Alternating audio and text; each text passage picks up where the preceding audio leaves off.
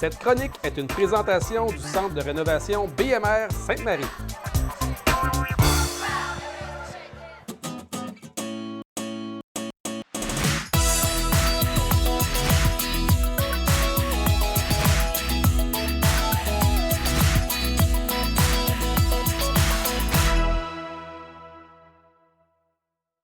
Bonjour à tous et bienvenue à notre capsule Acéricole 2017.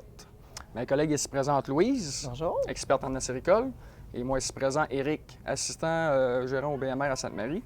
Allons vous présenter quelques produits connexes pour la saison des sucres. Comme vous le savez, la saison elle arrive à grands pas. Vous pouvez profiter des circulaires qui sont présentement en vigueur. On a beaucoup de produits qui seraient très intéressants pour vous à venir consulter sur place. Puis si vous n'avez pas le circulaire en main, vous pouvez le consulter en ligne, soit le web www.bmr.co. Là-dessus, on va vous parler du produit en question qui est l'acide acétique et son usage principal.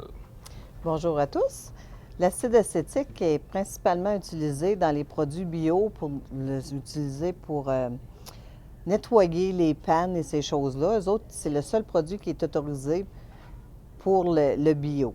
Nous autres, on l'utilise également pour nettoyer les instruments de mesure.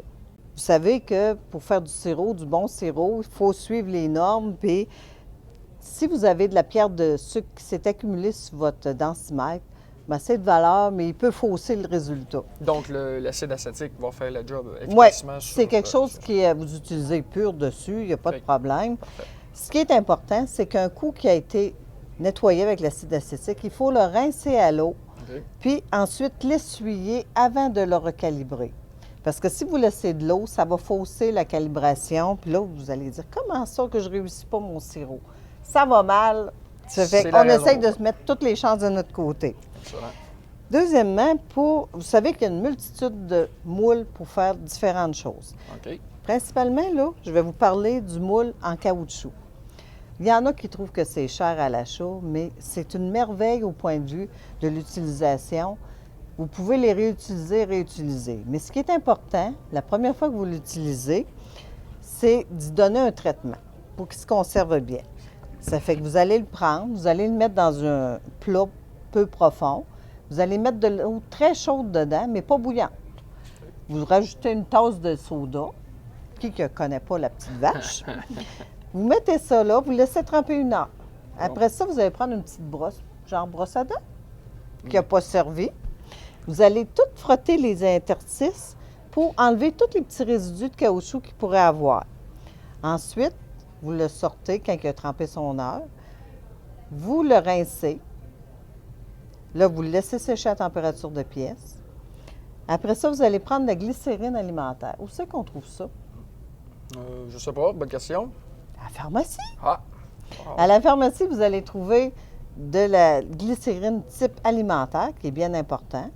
Vous allez prendre un petit contenant, vous allez la faire chauffer un petit peu au micro-ondes. Okay. Ça va la liquéfier. Ça fait que vous allez mettre dans un petit vaporisateur qu'on vend. Oui, je suis pas trop cher. Puis vous allez pulvériser ça sur votre moule, surtout dans les cavités. Okay.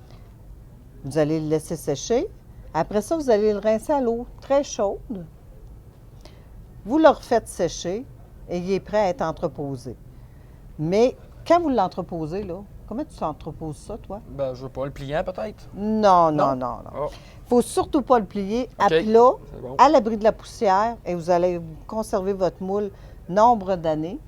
Et ce qui est merveilleux, là, c'est que ça, là, ça travaille bien. Mais il faut savoir s'en servir. Là-dessus, bonne saison des sucres. Bonne saison de sucre.